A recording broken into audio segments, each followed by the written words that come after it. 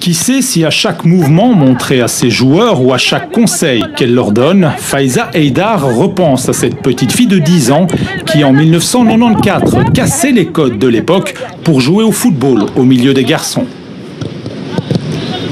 Au début, c'était très difficile parce que les garçons n'ont pas l'habitude d'avoir une femme comme coach.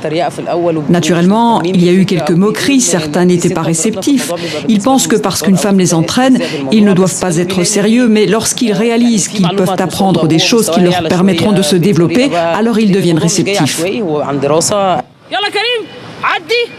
Après une brillante carrière en équipe nationale féminine pendant 10 années, Faiza Haydar est aujourd'hui la première femme à la tête d'une équipe masculine en Égypte.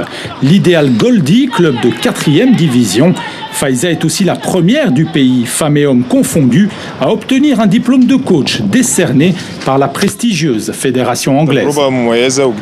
C'est une expérience particulière, nouvelle et unique en son genre. Faiza est un sacré personnage. On ne voit pas de différence entre entraîneur masculin ou une femme coach, avec elle nous apprenons énormément.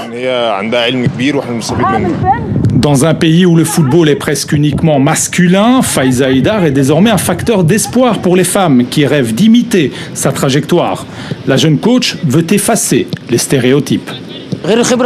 Les traditions et les principes dans une société masculine avec leur lot d'intimidation sont tenaces. Mais en quoi un entraîneur masculin serait-il plus important qu'une femme coach?